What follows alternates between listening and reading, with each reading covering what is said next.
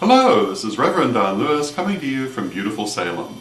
And tonight, beautiful Salem is first covered in snow and then drenched in rain. So it's quite a spectacle of nature out there. And I hope wherever you are, you're having a lovely evening and lovely weather, or weather like ours. Our question tonight comes to us from a Navran, and a Navran brings up a subject that I've spoken to on a number of occasions, I believe on the vlog, but also in other places to be sure, and that is the idea of mixing pantheons. And many people believe that it's a very bad idea to mix pantheons, meaning to take a deity from one culture and a deity from another culture in close proximity or in the same ritual, or even in personal devotion. And as you may know, my point of view on this subject is that I think that's rather silly. And the reason I think it's silly, there are a couple of reasons I think it's silly. And the first one is that pantheons are almost completely an artificial construct. Ancient peoples did not have pantheons in the sense that they exist in the modern world. Pantheons have more relevance to D&D than they do to religion. In ancient cultures, people mixed, shared ideas, and you find deities bleeding from one culture into another all the time. It's not at all unusual, historically. This is especially true in any place where one culture was later taken over by another, but it's also true wherever there was trading, wherever there was travel. And you will find deities spreading out just as much as the people did, and interacting on a cultural level. Thus, you will find in Egypt there are many Mediterranean deities who were often Egyptianized, but certainly worshipped. You'll find that many of the deities we think of as traditionally Egyptian actually have their origins in places like Libya and Nubia, but were wholeheartedly adopted by the Egyptians and later assimilated wholeheartedly with Greco-Roman deities. And the Egyptians didn't mind this at all, and apparently neither did the deities. In Europe, you see the same thing with Celtic, Greco-Roman, and often Germanic deities, and a great deal of mixing back and forth. Also, it's often very evident that they are in fact the same deities in the first place, particularly among Indo-European peoples who had a common heritage. And very often it literally is just a matter of a different name for the same deity. So when one deity is likened to another, it often isn't at all a big stretch. You will also see this in modern pagan religions, where it's not especially uncommon to have a great deal of syncretic mixing of deities. So the idea that this did not happen historically is silly. It did. It happened all the time, and it was not especially uncommon, particularly in conglomerate empires like the Roman Empire, which was pretty much throughout much of what we think of as the ancient world, or for that matter, China. And you often see in China a great diversity of deities who have their local cultures, who obviously didn't mind mixing with deities from other parts of that empire.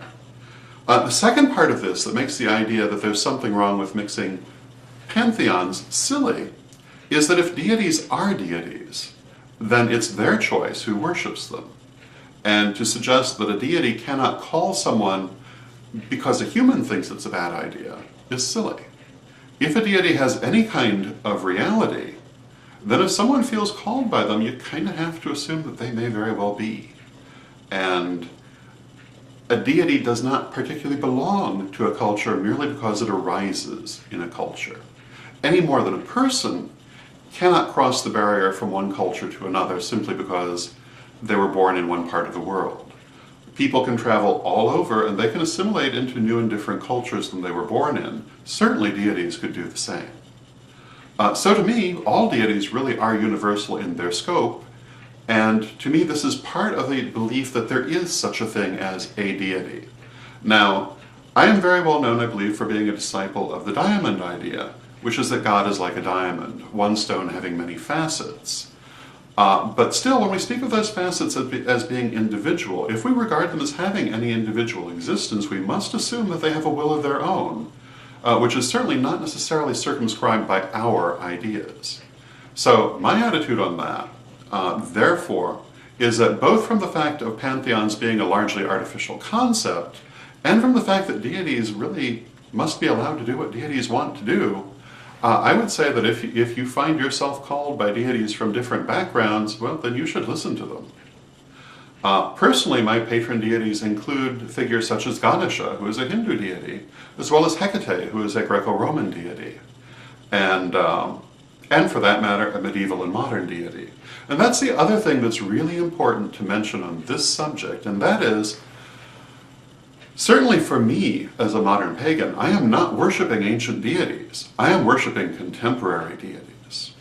And they may have ancient origins, but they are part of the world now, or they have no relevance. Hecate is a figure that you often in the last 10 years or so, you'll hear people very self-righteously declare Hecate is not a crone deity. And the answer to that is, well, she's been a crone deity for several hundred years, because you see her represented that way in late medieval and Renaissance times, and she certainly is widely understood that way in the modern world. And again, if a deity has an existence, then it also can grow and change and develop in how people relate to it. And so, just because any given deity has one face in one aspect does not preclude their having others. One of my favorite stories is from the great Hindu mystic, Mahadevi, who was a devotee of Kali. And her image of Kali that came to her in a vision was as an 8-year-old girl of infinite sweetness, which is not what you normally think of Kali as being, but if Kali is a goddess, she can appear the way she wants to. And your personal relationship to deity should have a lot more to do with how you relate to deity and what deities you relate to than any amount of historical precedent. So that's my opinion on that subject, and I hope you have a lovely night, and until next time, may you blessed be. But wait, don't forget our books, Witch School 1st, 2nd, and 3rd Degree, and also Living the Wiccan Life, and Ritual in Theory and Practice, available at a bookstore near you, or get them direct from us at www.witchschoolstore.com.